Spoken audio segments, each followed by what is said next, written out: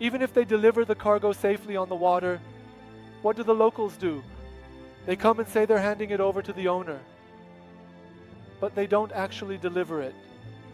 They think this is exactly like a fish for them. They say it was found in the sea, it was found on the water, so it belongs to us. That's exactly the story. This was the only option we had. We said I should have talked at that time and so on. We said, sir, the only glimmer of hope is why your trust should be so low in the locals. Because maybe some locals found the cargo on the water, and with their conscience, they might take a few cartons and give you some money for it. We said, sir, you are the only one who can trust Obsidian. Because you guys, maybe some locals have found this bar, maybe they've eaten your food with their conscience, maybe they'll buy a few of his cards for a little money and give them to you. These things happen. I told him, Mr. Haktust, you can completely ignore your direction at the point where this happened. This means you lost 4 billion tomans. But you can take this as a lesson. It will be an experience for you.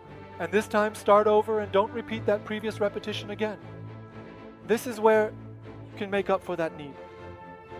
They sent their cargo. 7 tons of my cargo got lost in Iran. Loaded 400 tons from Nigeria to Dubai. Then Bandar Abbas. At midnight, the inspector called. Is your 7 tons missing? I said, where is it? He replied, I don't know. I mean, I'll show you 400 tons of cargo with the industry.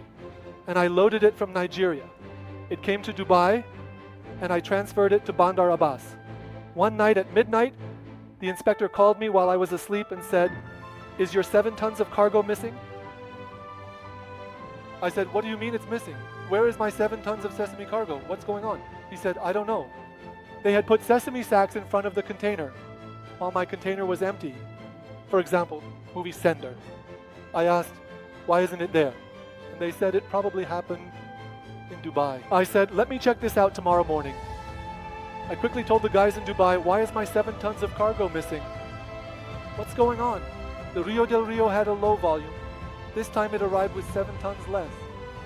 We saw that after the Dube, we seldom saw cargo go missing from Nigeria. Records showed our 7 tons of cargo was delivered less in Dubai. It was clear they had loaded 7 tons less for us from Nigeria. The supplier loaded 7 tons less. After seeing the documents, he agreed the 7 tons were missing.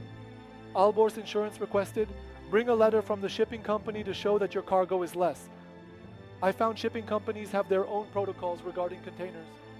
Cargo could be missing. They have protocols for sealing containers and handling delivery.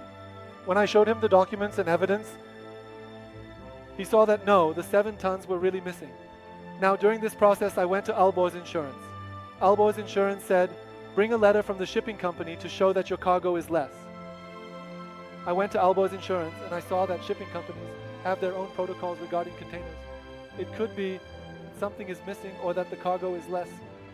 They have protocols for sealing containers and handling delivery. And it doesn't matter what's in it at all. The shipping company didn't give me a letter. The insurance also backed out. Whatever we went through, we came back empty-handed, but thank God that problem got resolved on the other side.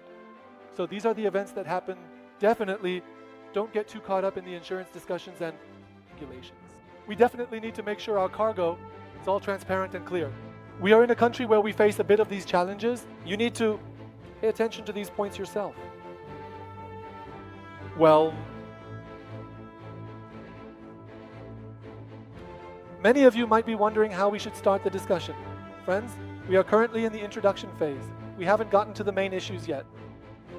I want to tell you a story. Who knows the Kia group here? They know Yazdian, they know Muslims, and friends from other places know them too. Golistan group, Golistan brand, they also have some partnerships with Hyundai or Kia as their representative. They have a strong reputation and are well known in Iran.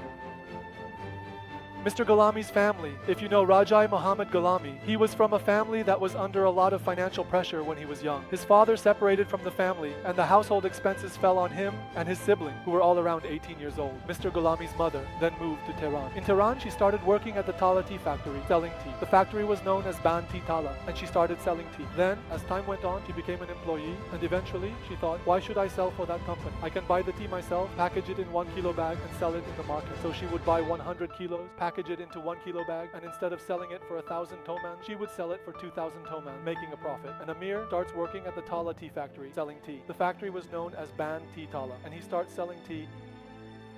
Then he thought, why should I sell for that company? I can buy the tea myself, package it in 1 kilo bags, and sell it in the market. I can buy 100 kilos, break it down into 1 kilo bags, and instead of selling it for 1,000 tomans, I can sell it for 2,000 tomans and make a profit.